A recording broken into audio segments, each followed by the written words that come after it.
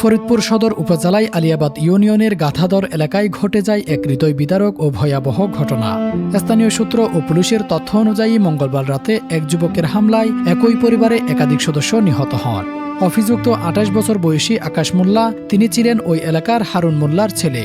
Police জানায় পারিবারিক বিরোধ ও দীর্ঘদিনের মানসিক অস্থিরতার জের ধরে এই ভয়াবহ ঘটনা ঘটাতে পারে।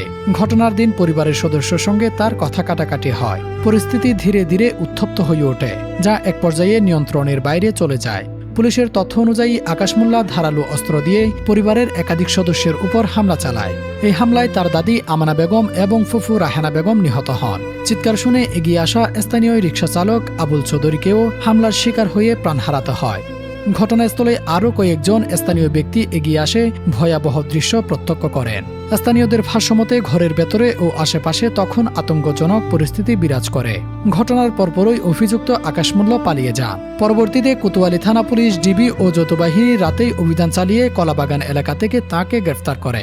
এ সময় হত্যাকাণ্ডে ব্যবহৃত কোদালসহ উদ্ধার করা হয়। পুলিশ জানায়, প্রাথমিক জিজ্ঞাসাবাদে আকাশ মোল্লা বিভিন্ন বিভ্রান্তিমূলক তথ্য দিয়েছেন। তবে তদন্তে উঠে এসেছে দীর্ঘদিন ধরে তিনি মানসিক অস্থিরতা ও হতাশায় ভুগেছেন। পারিবারিক সূত্র অনুযায়ী বিয়ে সংক্রান্ত বিষয় ও ব্যক্তিগত হতাশা নিয়ে তিনি মানসিকভাবে ভেঙে পড়েছিলেন। ফরিদপুরের পুলিশ সুপার জানান, ঘটনার পেছনে মানসিক সমস্যা, পারিবারিক বিরোধ এবং ব্যক্তিগত ক্ষোভ সবকিছুই প্রাথমিকভাবে বিবেচনায় নেওয়া হচ্ছে।